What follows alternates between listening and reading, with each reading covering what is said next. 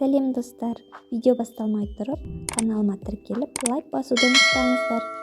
Рак деген қазақша қатерлі ісік немесе обыр. Неден пайда болатынын әлі де дәлелденбеген. Бірақ осы саладағы ғылымдар аты жаман ауруға шалдықтыратын 3 факторды анықтады. Біріншісі физикалық радиация, яғни радиоактивті элементтер шығаратын сәулелер ультракүлгін сәулесінің жасанды загар алушыларға шамадан тыс көп болуы. Екінші, химиялық факторлар. Консервіленген заттардың әсерінен қуырылған, маринадталған түрлі темекі, кальян, насыбай, қорлық, тағы сол сияқты. Үшіншісі, биологиялық факторлар. Кейбір қауіпті вирустар, мысалы әйелдер жатыр-мойнының қатерлі ісік вирусы тудыратын және сол вирусқа қарсы екпе де бар. Бұл үшеуі де сыртқы ортаның әсерлі, бұдан басқа ішкі ортаның да әсері бар.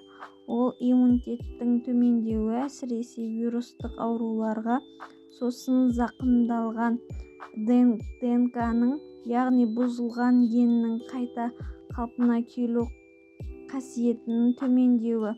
Бірақ бірдің өміріндегі оның бәрі аралас денсаулығымызға кері әсерін тигізіп жатады.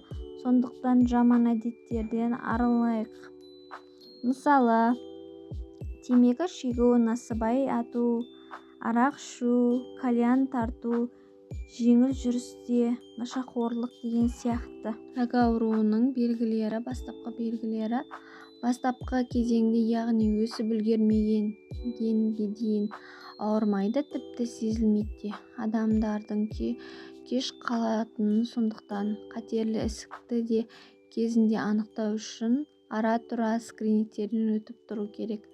Ісікті ерте кезеңде емдеу шұғыл бізде де жеңіл, адамның өзіне де жақсы.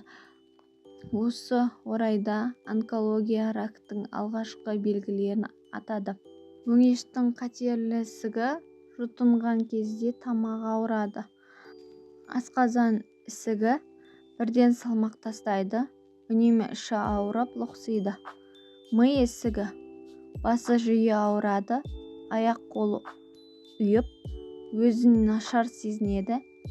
Ісік өскен сайын көзінің көру қабілеті нашарлайды, аяқ-қолы тырысып қалады.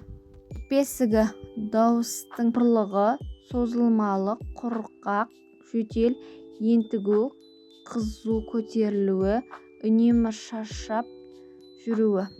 Рактың тағы бір алғашқы белгісі теріде немесе кеуде тұсында үлкен без пайда болып, жараға айналады. Егер осы белгілер сізде мазаласа, уақыт жоғалтпай ауруханаға барып кеңес алыңыз. Негізгі аурудың алғашқы белгілері әр ағзада әртүрлі пайда болады. Жалпы әлемдегі, соның ішінде Қазақстанда 50 мен 70 жас аралығында азаматтарды обыр жиі шалдығады. Бақытымызға орай, жастар арасында обыр ауруы аз кездеседі. Қатерлі ісік қайдан келеді?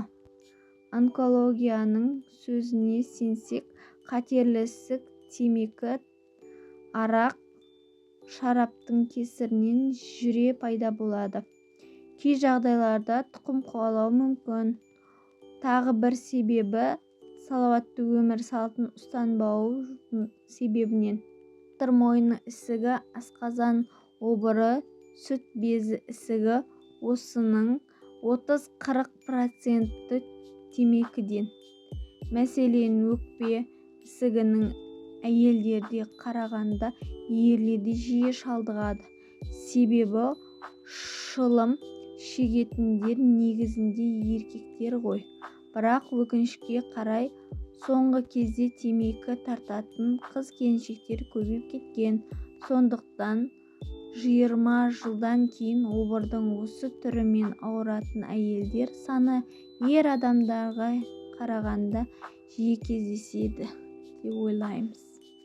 Рак ауруының әдетте еленбейтін 35 белгісімен бөліскім келіп тұр. Асқазанның бұзылуы және немесе ауру ішек ұйқы безі бауырының обырымен ауыратын көптеген науқастар аурудың алғашқы көріністерінің бірі ретінде дәл осы симптомды болғанын еске алады. Ұзақ уақыт бойы емделуші және оның емделуші дәрігері дұрыс диагноз қоя алмауы гастрит және эрозия деп ойлай алады.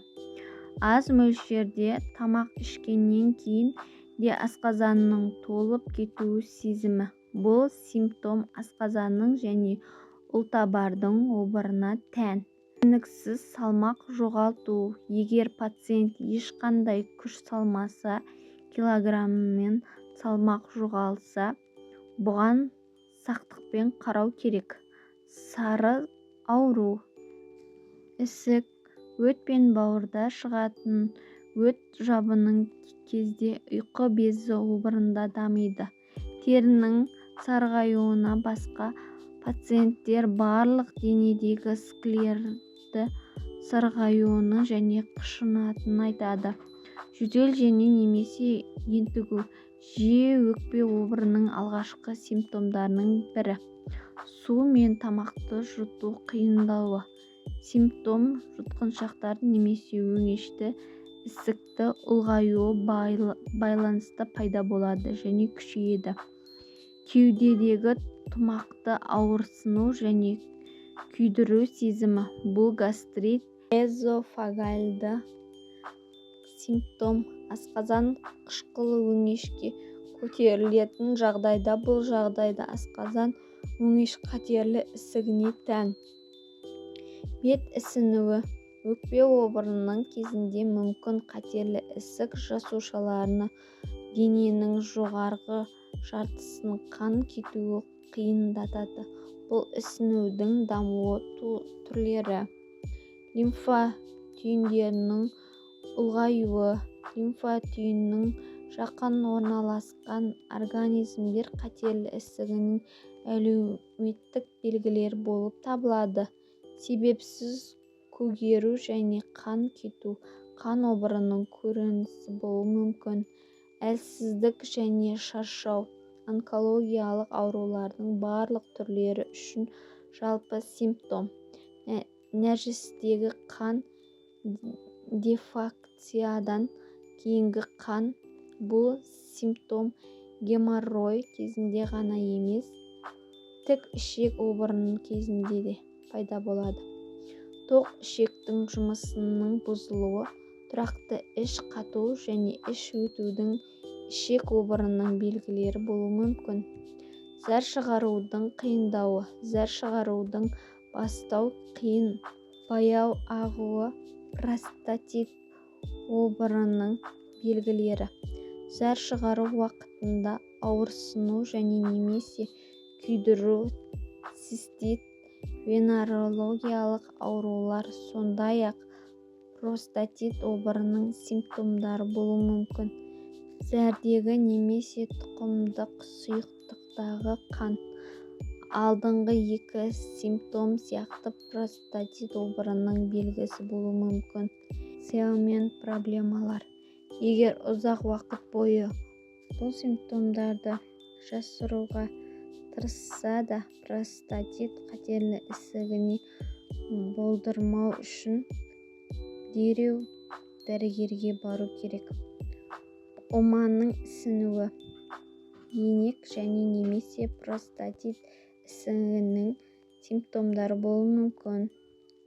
Тұрақты арқа ауруы. Әрине, жиі арқаның ауруы, бұлшықеттердің созылуы, протрузия, омыртқа аралық дискілердің жарықтардың салдарынан болады. Бірақ әдеттегі таблеткалармен емдеу қиын болатын тұрақты ауырсыну өз бетінше қатерлі ісік пен омыртқа метастаздардың белгісі болуы мүмкін. Кеуде немесе емізік ауруы сүт бездерінің обыры ерлерде де болады, бірақ бұл өте сирек кездесетін жағдай. Тері зақымданғаннан кейін қиын жазылады. Тері обырының белгілері: меланома, базальдық жасушалық карцинома, ауырсыну синдромы өте жалпы белгісі. Әрбір бас ауруды ұстамасын мидың ісігі ретінде санамаңыз. Ауырсыну онкологиялық аурулардың басқа белгілері ұштастырып түсінікті болған кезде уақытты ұстау үшін мұқият бақылау қажет. Безгек – бұл да жалпы симптом, кез келген онкологиялық науқастарға болуы мүмкін. Ауыз қуысының шырыштарының қабынуы, өзгеруі, ауыздың жаралары немесе ақ дақтарының пайда болуы. Әсіресе ол темекі шеккен жағдайда аса мұқият болу қажет. Терідегі өзгерістердің сүйелдердің гипер немесе гипопигментация учаскелерінде пайда болуы дәрігерлерге барып үшін себеп болуы тиіс. Сүт безінің ісінуі, қызаруы, емізіктердің бөлінісінен пайда болуы. Әсіресе қан аралас жасыл қара түсті болса, бұл симптомдарды әйелде тек қорқытып қана қоймай, оны сол күні дәрігерге жазылу мәжбүрлеу қажет. Егер онкологиялық қабылдауда жету қиын болса, хирургиялық жолмен жүгіну қажет. Тырнақ күйінің өзгеруі, тырнақта дақтар мен жолақтардың пайда болуы. Мұның бәрі тері обырының белгілері болуы мүмкін. Етеккір арасындағы қан кету. Климактериалдық кезеңдерде әйелдердің қан кету. Бұл симптомдарда эндометриалдық обырының белгілері болуы мүмкін. Аяқ-қолдарының ісінуі және сол жерде ауырсыну тек соққыдан ауыртып алу нәтижесінде ғана емес, сүйек қатерлі ісігінде симптомдары болуы мүмкін. Құрысулар мен талмалар 31-35 симптомдар секілді бас-ми ісігінің белгілері болуы мүмкін. Жадының есте сақтау және есте түсіру процесі бұзылуы. Бастағы қысым мен тырыс алу сезімі, тырысу. Мінез-құлықтың бұзылуы, өзіне деген сенімсіздік төмендеуі. тепе-теңдікті қозғалу үйлесімінің және бағдарламаның бұзылуы. Аяқ-қолдың парализ немесе паралич. Рак ауруының халықтық емі: 1 кесе алма сірке суы, 1 кесе таза табиғи бал, 10 бас сарымсақ. Дайындау: сарымсақты қабығын тазала, сарымсақ уксус пен балмен араластырып, сосын мектеп банкісіне жауып қой. Сосын оны тоңазытқышқа сал. Қалай пайдаланамыз? Бұл емдік сусынды күніне 2 ас қасықпен аш қарынға қабылда. Артынан шай немесе су ішуге болады. Бірақ бұл сусынды ішкен соң міндетті түрде 15 минут тамақ ішпеу керек. Сіздермен болған мен Асия. Каналыма тіркеліп, лайк басуды ұмытпаңыздар. Сіздердің қолдауларыңыз мен үшін өте маңызды.